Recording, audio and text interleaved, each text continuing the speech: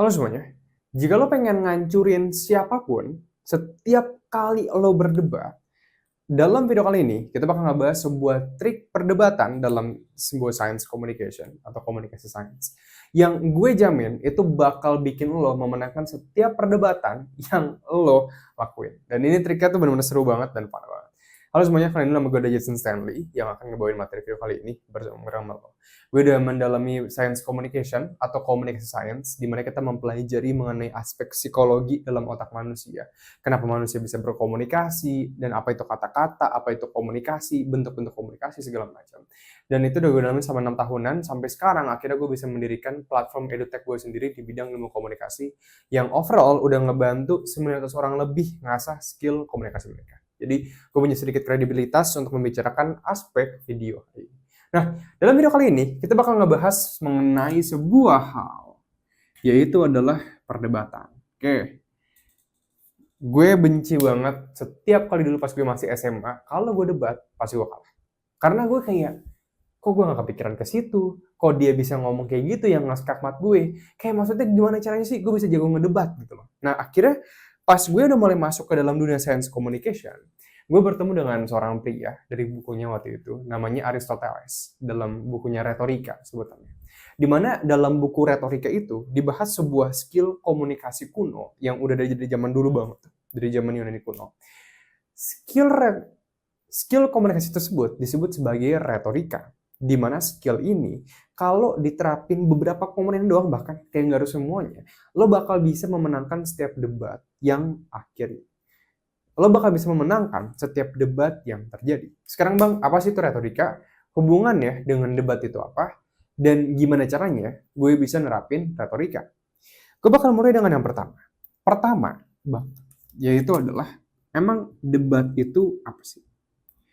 Debat adalah kondisi ketika lo dan seseorang itu sifatnya gue sebut sebagai bertarung. Bertarung itu apa? Dan maksud lo gimana bang? Bertarung bukan dalam artian fisik bagi gue. Tapi seperti yang udah dibilangin sama Aristoteles dalam bukunya Retorika, bertarung dalam kata-kata bukan secara fisik. Karena banyak banget orang yang bisa ngebela diri mereka secara fisik, tapi nggak bisa ngebela diri mereka dalam kata-kata. Perdebatan adalah ketika lo itu boxing tapi melalui kata-kata. Nah, kalau kayak gitu, gimana caranya gue bisa jago berantem melalui kata-kata? Sebelumnya, kalau lo pengen jago berantem melalui kata-kata, maka kita perlu tahu dulu berantemnya itu apa sih? Ya dong, kayak lo belajar boxing. Lo belajar mukul, jab, strike, lo hook, lo uppercut, segala macam, lo elbow kalau di Muay Thai. Tapi kalau di kata-kata itu kayak gimana? Apakah ada teknik-teknik gue buat menyerang khusus gitu bang? Nah, oleh karena itu, mari kita bedah dulu komponen dari perdebatan. Buat kita tahu cara menyerang, kita harus tahu dulu siapa yang harus diserang dan di bagian mananya. Dalam perdebatan, lo itu menggunakan tangan lo nih, yang biasa lo pakai buat mukul, itu diubah menjadi sebuah hal yang disebut sebagai argumen. Argumen itu adalah opini lo yang terdiri dari klaim dan juga support, atau opini utama, opini U, atau opini pendukung. Oke, jadi argumen tuh ada syaratnya nih. Ya. Satu, dia harus memiliki opini utama, dan yang kedua, dia harus ada opini pendukungnya. Kalau dia cuma bilang kayak, gue mikir nasi itu sehat, udah nggak ada opini pendukung lagi segala macam, berarti itu bukan argumen, itu hanya pernyataan. Tapi kalau argumen terdiri dari pernyataan utama dan pernyataan pendukung. Jadi lo bisa mendukung apa yang lo bicarakan, baru itu diklasifikasikan sebagai argumen. Nah, debat adalah kondisi ketika lo memiliki argumen dan lawan bicara lo juga memiliki argumen. Yang terjadi adalah lo itu bertajam-tajaman argumen. Argumen siapa yang paling kuat bertahan sampai akhir, maka dia yang memenangkan perdebatan. Fun fact, setiap perdebatan nggak pernah bisa dimenangkan, kecuali melalui jalur persuasi. Karena orang nggak bakal pernah mau terima mereka kalah. Tapi lo harus mempersuasi mereka untuk mempercayai bahwa apa yang lo bicarakan itu benar, dan mereka percayakan itu salah. Tapi mereka juga bisa merasakan apa yang lo pikirkan. Mereka bisa percaya kebenaran lo tanpa menyakiti ego mereka. Jadi perdebatan bisa dimenangkan ketika lo bisa meyakinkan nalar logis mereka tanpa menyakiti ego mereka. Nah, ini secara retorika. Kita bakal bahas nanti. Tapi yang perlu dipahami adalah argumen itu terdiri dari opini utama pendukung sama argumennya juga. Nah, Bang, gimana sistematikanya? Sistematikanya adalah lo pasti diawali, kalau misalkan lo duluan nih yang berdebat, lo pasti menyampaikan klaim utama lo plus lo menyatakan pernyataan pendukung lo. Nah, pasti kayak gini, selalu kayak gini. Oke. Lo menyatakan klaim dan lo menyatakan pernyataan pendukung lo. Dengan dia juga sama. Tapi yang kalau misalkan lo nyatain, dia bakal bilang, dia bakal ngasih klaim sama juga, plus pernyataan pendukung juga, tapi fungsinya adalah untuk membantah klaim lo yang di bagian sini. Jadi itu selalu berlawanan. Contoh misalnya gue debat sama lo. Gue lebih setuju kita pakai YouTube karena YouTube itu buat gue lebih berpeluang daripada pakai Instagram. Kayak itu pernyataan pendukung gue tuh. Ada opini utama sama pendukung. Lo bisa ngomong kayak gini, gue gak setuju sih bro. Gue lebih mikir IG itu lebih bagus daripada YouTube. Kenapa ya? Karena IG itu menurut gue pribadi, konten short form pasti lebih laku sih daripada long form.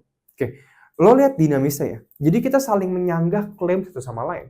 Gak mungkin lo berlawanan sama gue, terus lo jadi kayak, oh yaudah gue bareng aja sama lo. Kayak lo bilang ke gue kayak, oh gue juga setuju sih bro. Ya kalau lo setuju berarti lo gak berdebat sama gue. Lo menyetujui apa yang gue bicarakan. Perdebatan adalah ketika lo tidak menyetujui satu sama lain. Nah, gimana cara kita memenangkan perdebatan? Memenangkan perdebatan, kuncinya adalah lo harus bisa, ini komponen dia, ini ada klaim dia, ini ada pernyataan pendukung dia. Yang harusnya diserang dalam perdebatan, di retorika juga sama, itu adalah pernyataan pendukungnya. Gimana caranya lo membuktikan pernyataan pendukung dia itu salah tanpa menyakiti ego dia? Ini cara memenangkan perdebatan. Setiap perdebatan bisa lo menangkan kalau lo ngelakuin ini. Lo menyatakan pernyataan pendukung dia itu salah, tapi lo tidak menyakiti ego dia. Gimana caranya? Contoh, untuk lo bisa melakukan hal tersebut, kita bisa menggunakan sebuah study case kayak gini nih. Misalkan dia bilang ke gue, nanti by the way gue bakal bedah study case, tenang aja apa yang gue pakai di study case ini. Misalnya dia bilang kayak gini ke gue, bro, gue sih lebih setuju YouTube sih ya, sebagai platform terbaik daripada promosi pakai IG sih. Kalau YouTube sih kan kontennya selalu long form daripada short form. Kalau IG kan short form tuh. Biasanya kalau buat gue sih lebih laku long form. Nah misalnya gue bisa bilang kayak gini. Ya. Gue sebagai pendebat nih. Gue bisa nerapin kayak gini. Oh, I see. Ya. Gue paham sih bro opini lo. Gue juga ngerasanya emang YouTube juga dulu awalnya gue mikir YouTube kan. Cuman pas gue nemuin data tuh gue sempat baca dari buku digital marketing.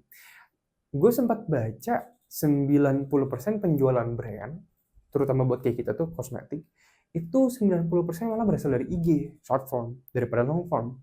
Nah makanya gue langsung ngerasa kayak, buset, kalau gitu mah mendingan gue coba di IG kan. Akhirnya pas gue coba di IG, memang penjualan gue itu 3 bulan terakhir jauh lebih meningkat daripada di YouTube. Nah lo lihat, tadi gue awali dengan satu, gue nggak menyakiti ego dia dengan bilang gue juga pernah ada di posisi lo. Nah itu kata kunci dari perdebatan yang bisa bikin lo tuh nggak nyakitin ego seseorang. Gue pernah ada di posisi lo, atau kayak tenang aja, kayak gue juga nggak bilang lo salah kok, tapi yang gue pengen bilang adalah siapa tahu bisa jadi kita bisa mengubah pengetahuan lo jadi jauh lebih baik nih. Jadi yang mungkin lo masih kejebak di pengetahuan lama, kita mau move ke pengetahuan baru. Kayak atau lo bilang kayak, oh tenang aja lo nggak salah kok. Jadi lo memastikan bahwa ego dia nggak bakal disakitin. Orang paling benci ngerasa salah. Pastikan orang tersebut yang dihadapkan lo itu nggak bakal ngerasa salah kalau dia kalah. Oke, jadi itu bisa kita kemas baik dalam kayak bilang ini adalah edukasi bentuknya, atau kayak gue juga pernah di posisi lo. Jadi kayak dia bakal ngerasa kayak oh iya gue lebih baik lah, lebih mendingan gue daripada kayak gue tiba-tiba dihancurin di debat gitu kan. Sekarang kita udah masuk ke bagian berikutnya. Kalau kita udah ngubah ego dia, gimana caranya kita menghancurkan argumen mereka? Oke, gue bakal jelasin sekarang. Ini bakal gue hapus. Cara lo bisa menghancurkan argumen, maka kita harus merujuk kepada retorika dari logos. By the way, kalau lo pengen belajar tentang Bang, retorika itu komponen fullnya ada apa aja, ada ethos, pathos, ada logos, dan gue udah nyiapin khusus pembahasan untuk yang lainnya, ada pathos sama ada logos, ada ethos sama ada pathos, yang penting banget sebenarnya buat di perdebatan juga, tapi yang kita khusus untuk ngebahas cara ngancurin argumen lawan aja. Kalau lo pengen belajar lebih lanjut, cara menggunakan kayak ethos dan juga pathos, lo bisa cek kursus gue di Tower Communication, linknya di pin komentar di bawah. Oke. Tapi gue bakal bahas untuk bagian yang logosnya. Logos dalam retorika Aristoteles itu terdiri dari 3 hal yang bisa lo gunakan untuk ngancurin argumen lawan. Yang pertama itu adalah statistika. Yang kedua itu adalah data atau fakta. Dan yang ketiga itu adalah kejelasan silogisme. Ini selalu 3 hal yang bisa kita pakai untuk menghancurkan argumen siapapun. Gue bakal mulai dengan statistika. Statistika adalah yang kayak gini nih. Dari 10 orang, 3 orang itu pip, misalnya gitu. Contoh ya, gue lagi berdebat nih sama lawan bicara gue tentang ngerokok gitu kan. Dan dia bilang ke gue kayak gini, bro, tapi gue mah gak setuju lo ngerokok. Karena ngerokok itu bikin lo cepet mati bro. Percaya sama gue bro. Oke. Gue bakal mempertanyakan misalkan, oh kenapa bro emang mau bikin cepet matinya? Ya karena bisa bikin kanker paru-paru lah bro. Misalnya kayak gitu. Dengan gue denger kayak gitu, gue bisa, inget ya, gue gak bakal bilang untuk bagian ego. Nanti kita bakal bahas, tapi gue bakal langsung pakai argumen aja, dan ini bisa nyakitin ego lawan bicara. Jadi tolong hati-hati menggunakannya. Gue bakal pakai statistika. Misalkan gue cari di internet, ternyata ada data yang menyatakan, oh dari 10 orang yang meninggal, penyebab kematian oleh rokok di kanker paru-paru itu hanya sebesar 0,5%. Misalkan, lo lihat gue bisa ngomong kayak gini ke lawan bicara gue. Oh, masa sih bro? Gue sempat baca waktu itu dari healthline.com. Ini menarik sih, fun fact banget ya. Dari 10 orang yang meninggal dengan semua penyebab, cuman 0,5% doang orang yang meninggal karena kanker paru-paru yang disebabkan oleh rokok. Nah, kayak bahkan 3/10 aja tuh dari diabetes. Jadi kayak maksud gue ngerasa kayak fine-fine aja sih kalau ngerokok. Karena penyebab kematian paling besar juga sebenarnya bukan dari rokok juga. Nah lo lihat tuh ya, itu penggunaan statistika. Ingat, itu cuma data bohongan doang. Jangan bilang kayak, bang Yesus nggak dukung ngerokok. Enggak. Gue tetap nggak dukung, itu cuma datanya doang. Dan itu gue gunakan untuk buat apa? Bahkan itu contoh penggunaan untuk menggunakan retorika dalam hal yang sebenarnya salah, tapi bisa kedengeran kayak bener. Itu sekuat itu retorika yang makin logos. Yang kedua adalah data atau fakta. Oke, data atau fakta pendukung ini adalah lo menggunakan ilmu pengetahuan yang sifatnya seringkali kayak gini nih. Dari studi misalkan apa? Dan lo bisa cari masing-masing ya. Misalnya lo ngomongin tentang kesehatan, bisa cari nih dari healthline.com, dari studi University of Pennsylvania, atau psikologi, dari studi penelitian psikolog Research of Columbia misalnya kayak gitu. Jadi lo bisa cari penggunaan data yang sifatnya itu studi misalkan. Nah, contoh, misalkan gue lagi ngomong nih sama teman gue lagi berdebat sama tim kantor gue deh misalkan ya. Gue kurang setuju sama opini lo tentang influencer marketing. Kayak itu nggak bakal laku. Itu malah bisa ngerusak brand bahkan. Oh, itu bisa ngerusak brand. Tapi bro, kalau itu bisa ngerusak brand, kenapa 5 brand yang top penjualan di tahun 2025 bahkan dapat award? Hampir 5 brand tersebut, 4 di antara 5-nya, itu bahkan menggunakan influencer marketing yang menghasilkan sales penjualan di brand mereka. Minimal dari 4 itu, sebanyak 40%. Terus kenapa mereka pakai itu? Lo lihat, jadi data atau fakta ini gue menggunakan studi atau gue pakai penelitian atau gue pakai research yang udah ada nih untuk bilang kayak, oh itu ngerusakin brand. Ini argumen gue, terus gue akhirin dengan gimana menurut lo. Jadi gue mempertanyakan ulang. Itu namanya rhetorical question. Rhetoric question kita gunakan untuk membalikan ulang, oke ini opini lo salah, data pendukung lo salah, karena ini data gue dan ini opini gue balikin ke lo. Itu sistemnya dalam menggunakan data atau fakta pendukung. Yang ketiga adalah kejelasan silogisme. Oke, silogisme adalah kita membedah perdebatan lawan bicara kita menjadi definisi yang jelas. Karena kalau lo berdebat, sering banget kita tuh kayaknya nggak jelas gitu loh definisinya. Kayak maksudnya jikanya itu apa, makanya itu apa, terus definisi dari sukses itu apa, kayak kita harus make sense dulu semua hal yang lagi dibicarakan. Kita harus rapihkan. Dan dalam silogisme itu berarti semua hal selalu bisa dibedakan menjadi jika maka.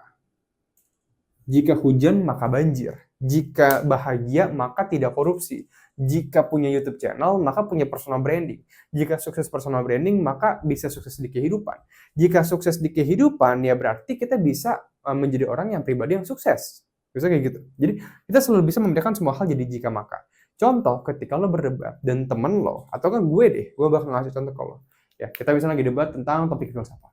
Gue bilang gini, bro, lo kan setuju sama Immanuel Kant tentang kategorial imperatif. Gue kurang setuju sama kategorial imperatif. Karena gini ya, kalau kategorial imperatif, itu menurut gue terlalu naif. Kayak, emang nggak bisa kalau tujuan akhirnya itu bukan manusia. Contoh, misalkan gue nipu orang demi untuk menyelamatkan orang-orang banyak. Itu masih sifatnya kategorial imperatif yang sifatnya non-etis gak? Kalau lo kan setuju tuh, ya berarti gue nggak setuju. Gue nggak bisa menerima hal itu. Contoh, lo lihat deh, tadi yang baru gue omongin, itu susah banget lo pahamin kalau lo bukan anak filsafat. Oke. Tapi dari yang gue bicarakan, kita bisa bedah jadi jika maka. Tadi kan gue bilang, gue nggak setuju kalau lo pakai kategorial imperatif. Karena kalau gue nipu orang buat kebanyakan orang banyak, berarti ya itu harusnya sah saja bagi gue. Tapi bagi lo tuh nggak fair gitu kan. Oke, berarti apa argumennya? Argumennya kayak gini.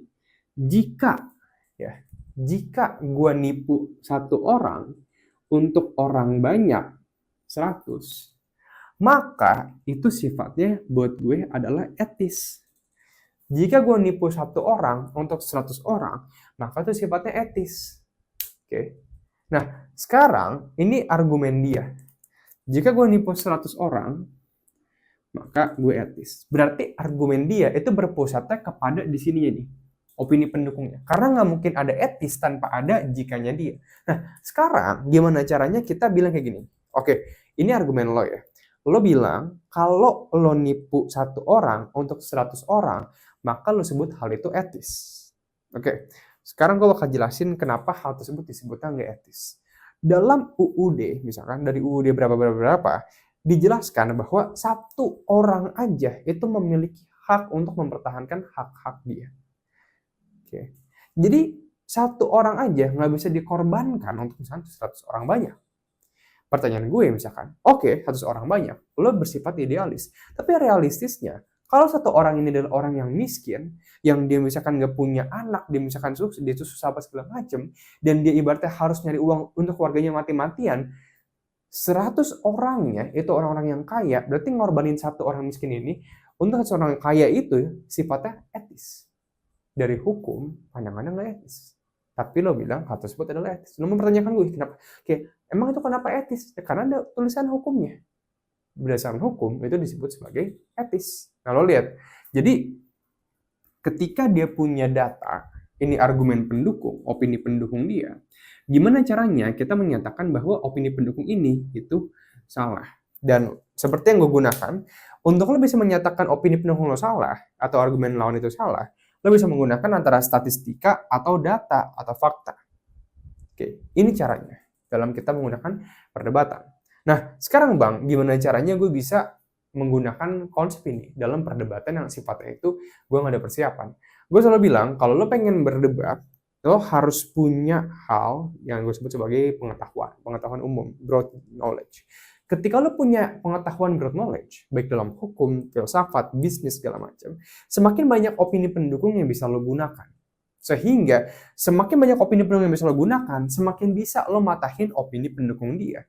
Yang alhasil bakal bikin lo jauh lebih memenangkan perdebatan lo. Dan yang kedua adalah, pastikan otak lo itu terbiasa untuk berpikir terstruktur. Berpikir terstruktur itu ada banyak banget. Ada hubungan kausalitas, ada juga silogisme, ada juga melalui misalkan systemic thinking dalam konsep rhetoric. Yang banyak banget deh sifat-sifat berpikir terstruktur. Banyak banget deh sifat-sifat berpikir terstruktur. Gue gak bakal bahas di video ini karena takutnya kepanjangan. Lo bisa cek aja di kursus gue, Our Communication, di Stand Academy. Dan overall, ini 3 hal yang bisa lo lakuin untuk memenangkan setiap perdebatan yang lo lakuin. Yang pertama, cari statistika yang bisa mendukung opini lo. Cari data atau fakta yang bisa mendukung opini lo. Dan yang ketiga adalah menerangkan silogisme. Tentuin apa itu opini utama lawan, apa opini pendukungnya, ambil dari lo, jelasin ulang ke dia, oke, ini opini utama lo, ini opini pendukung lo, dan opini pendukung lo itu salah, karena ini opini pendukung gue, ada datanya bahkan. Dari data gue, itu menyatakan bahwa ini. Oke. Kalau misalnya udah ngomong kayak gitu, nih opini lo, menurut lo gimana? Jadi siapa yang benar? Ya, jadi karena kenapa lo bisa pakai ini? Karena hampir 90% perdebatan, sifat opini pendukungnya itu nggak menggunakan logos dari retorika. Kalau sifat debatnya nggak forum ya, by the way. Kalau sifat itu perdebatan lebih ke sehari-hari, daily debate aja. Baik di kantor, baik itu di mana, segala macam, nemuin orang yang nyebelin gitu kan, yang opininya kayak nggak rasional banget. Coba lo cari aja kelemahan dia, baik dari segi logis, untuk bagian data, statistika, atau enggak silogisme. Oke.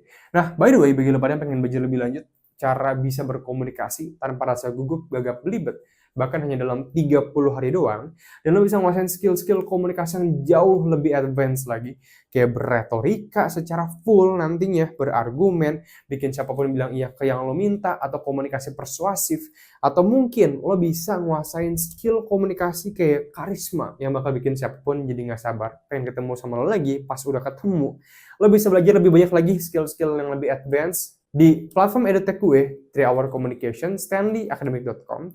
Di sana udah ada 900 orang lebih yang ngerasain perubahan drastis dalam kehidupan komunikasi mereka setelah nerapin materi mereka pelajarin dari 3 Hour Communication. Lo bisa cek linknya di pin komentar di bawah atau cari aja di Google sendiri. Bye-bye.